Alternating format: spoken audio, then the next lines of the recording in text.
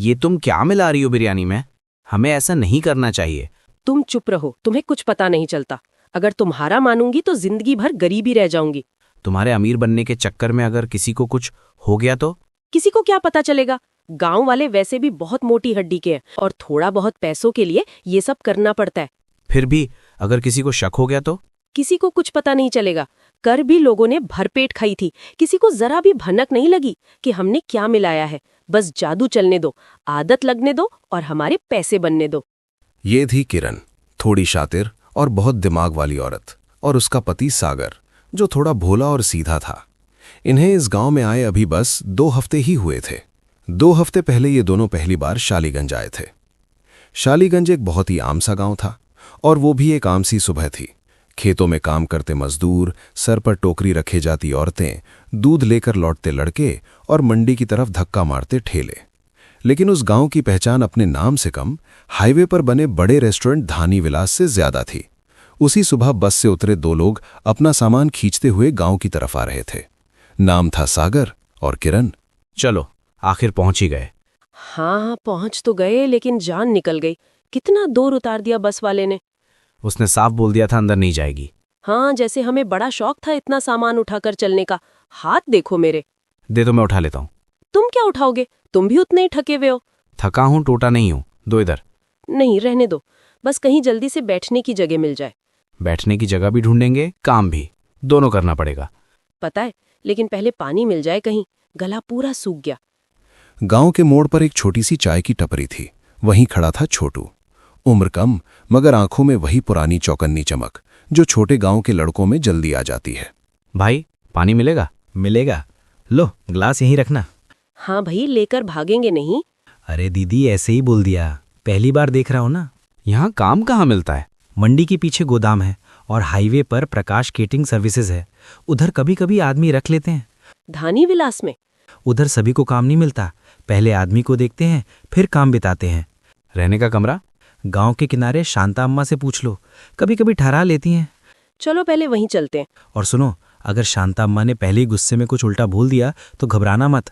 दिल की बुरी नहीं है, बस मुंह तेजी है। शांता का घर गांव के बिल्कुल किनारे था। रहने आए हो? जी, अगर जगह हो तो। जगह है, आराम नहीं है। छप्पर टपकता है, दीवार टूटी है, रात को हवा आवाजें करती है। फिर भी रहना हो तो रहो। पानी? कुएं से। लकड़ी पीछे सूखी पड़ी है, उठा लेना। किराया 800। अभी दे देते हैं। पहले देख तो लो अंदर। अम्मा, अभी हमें दीवार की सीध नहीं, छांव चाहिए। सही बिले, रह लो। झोपड़ी के भीतर धूल, कोने में पड़ा पुराना मटका, मगर किरण ने पल्लू कमर में खोसा और बिना एक शब्द बोले सफाई में लग गई।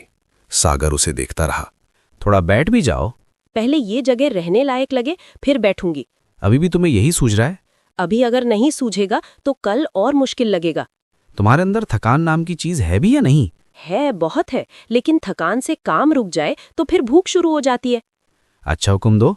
बाहर से 2 बाल्टी पानी भर लाओ। जी मालकिन। मजाक मत करो, जल्दी जाओ। उस रात रोटी, अचार और पानी के बीच दोनों बैठे तो चुप्पी ज्यादा थी, खाना कम। कल सुबह मैं पहले मंडी जाऊंगा। मैं भी गांव में पूछूंगी। जो काम मिले कर लेना।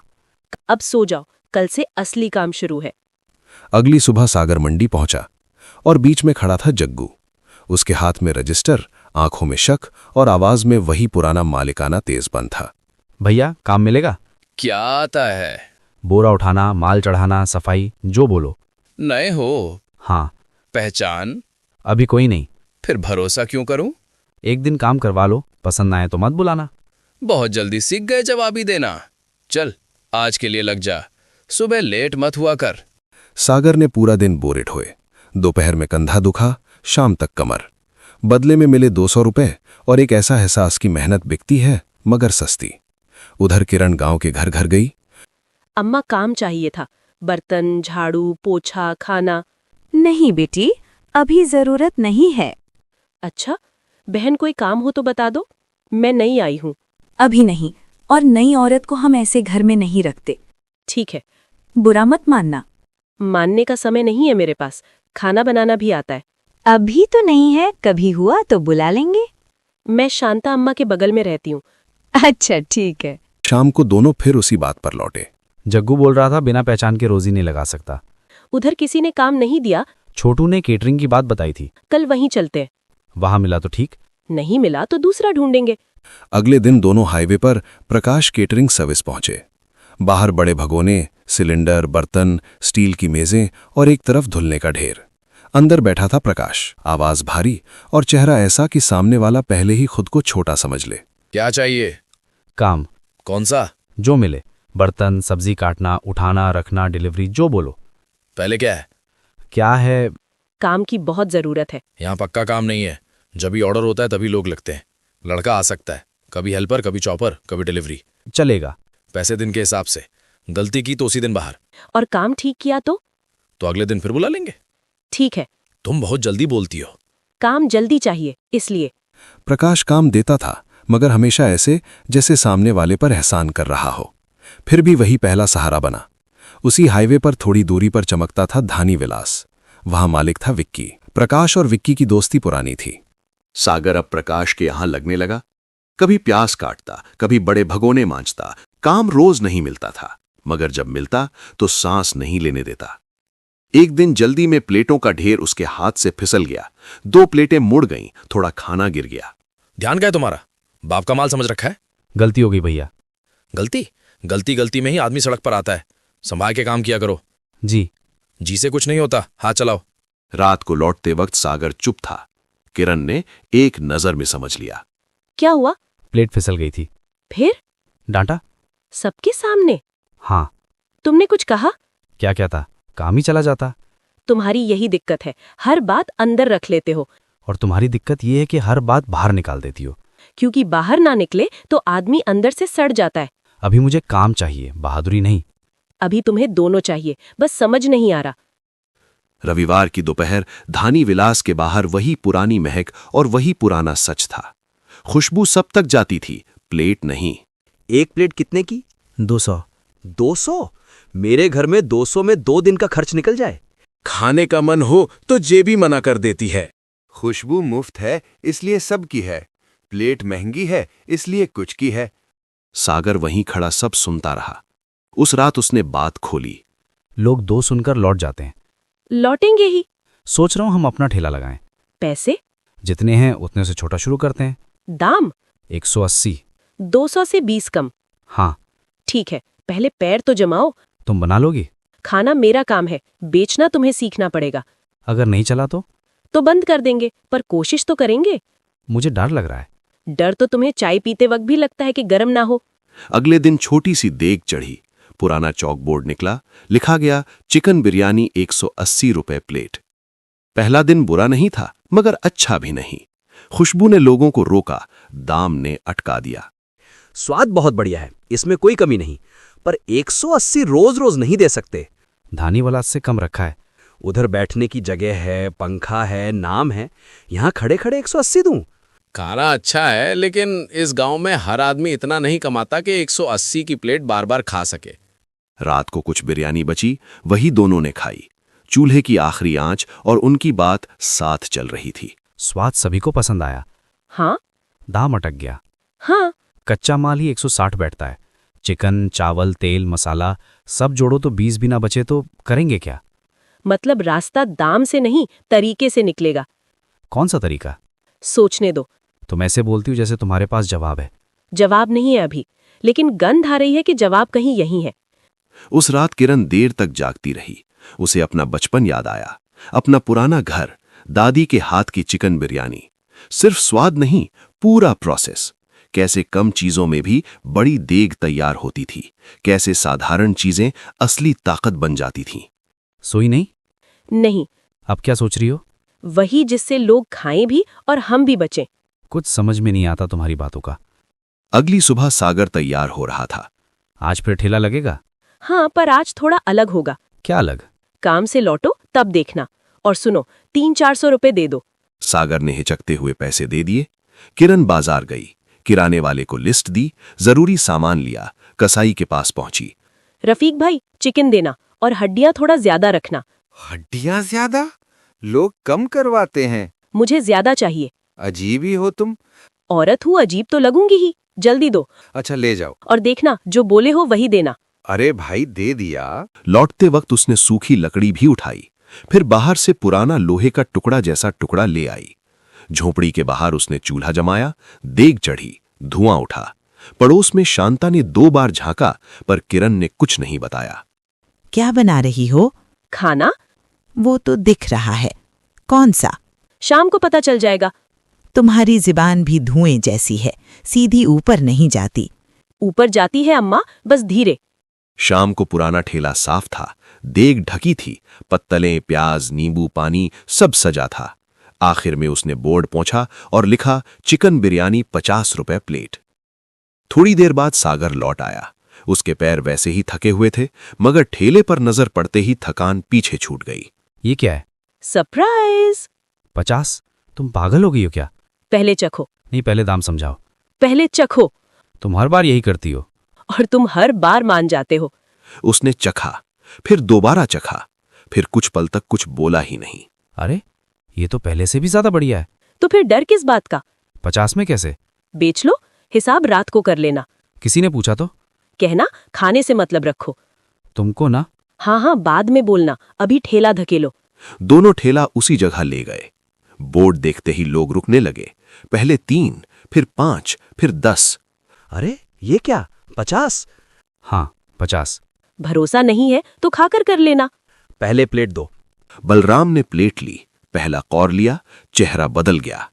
अरे ये तो पहले से भी ज्यादा बढ़िया है। कितने की बोला? 50। हाँ, खत्म होने से पहले ले लो। कल 180 थी, आज 50? आज सबके लिए है। थोड़ी ही देर में लाइन लग गई। पहले मजदूर आए, फिर खेत से लौटे 2 आदमी, फिर स्कूल से छुट्टी के बाद 2 लड़के, फिर वे लोग भी आए जो कल 180 सुनकर लौट गए थे। एक महिला ने 2 प्लेट बंधवाई। एक बूढ़े ने आधी प्लेट पूछी तो किरण ने भर कर दे दी। आधी दे दो। पैसे पूरे हैं तो प्लेट भी पूरी है। मैं पूरी खा नहीं पाऊंगा। तो किसी के साथ बांट लेना। सागर पैसे लेते लेते भी अटका हुआ था। उसे समझ नहीं आ रहा था कि ये हो कैसे रहा है। दूसरी तरफ किरण का हाथ बिना घबराहट के चलता जा रहा था। दोपहर तक पहली हांडी खाली, शाम तक लगभग सब खत्म। रात को हमने घाटा तो नहीं किया? नहीं। पक्का? सुबह कितने दिए थे? 400 के आसपास। और आज कितना आया? कितना? पूरा 1000। 1000? हाँ, 400 से शुरू 1000 तक पहुंचे। मतलब डूबे नहीं? नहीं, अब समझो रास्ता मिल गया। अभी तो बता दो। अभी नहीं। क्यों? क्योंकि अभी तुम्हारा मुंह खुल जाएगा। मेरा मुंह खुलता है क्या कभी? डरते समय नहीं, खुश होते समय खुल जाता है। धानी विलास में बेचैनी शुरू हो गई। महेश हिसाब देख रहा था, विक्की चिढ़ रहा था। इतना माल क्यों बिक रहा है? साहिबी, बाहर जो ठेला लगा है वही सागर करन वाला। हाँ, अभी 50 में दे रहे हैं। 50? कोई बिरयानी 50 में नहीं बेच सकता। पर लोग खा रहे हैं। मतलब कुछ खेल है। हो सकता है। प्रकाश से बात करनी पड़ेगी। उसी रात हाईवे की चाय पर विक्की और प्रकाश मिले। तुम्हारा लड़का सागर ठेला लगा रहा है। पता है। आज 50 में बेच रहा था। 50? हाँ, और भीड़ उसकी। मेरा माल बच रहा है। तो समझ लो तुम उसे रखोगे। समझ गया। और सुनो, ऐसे लोग सर पे चढ़ जाए तो बाद में उतारना मुश्किल होता है। मैं देख लूंगा। अगले दिन शाम को प्रकाश ने सागर को बुलाया। कल से आने की जरूरत नहीं। क्यों? ठेला लगा लिया ना, वही संभालो। मैं यहाँ का काम भी कर रहा हूँ। अभी नहीं करोगे। मेरा महीना बाद में देखेंगे। मतलब समझो, हर बात मुंह से कहलवानी पड़ेगी। ये ठीक नहीं है भैया।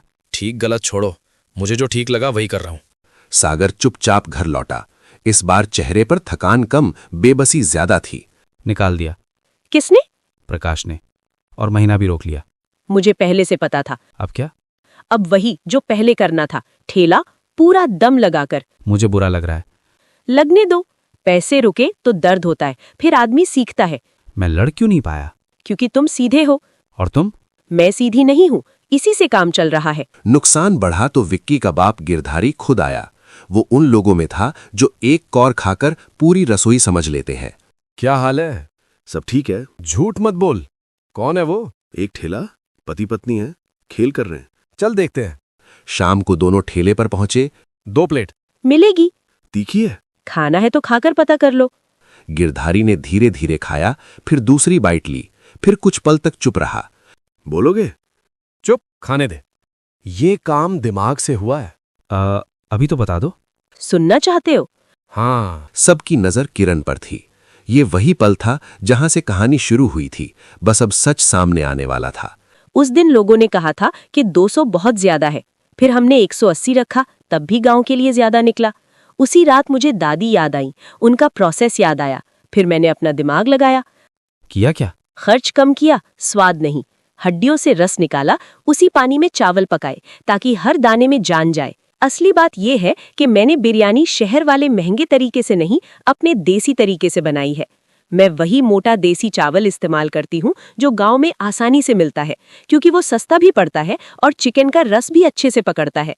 मैं बाजार में मिलने वाले तैयार प्रीमिक्स मसाले नहीं डालती, बल्कि घर के पिसे देसी मसाले इस्तेमाल करती हूँ, जिससे स्वाद गहरा आता है और खर्च भी संभल जाता है। मैं इसे गैस पर नहीं, चूल्हे की आंच पर पकाती हूँ, ताकि धीमी धीमी आंच में इसका असली स्वाद निकले। और सबसे बड़ी बात, मैं इसमें ज्यादा तेल नहीं डालती।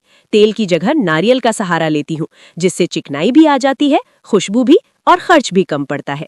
यही कारण है कि मेरी बिरयानी स्वाद में भी अलग है, पेट भरने वाली भी है और इतने कम दाम में भी बिक जाती है।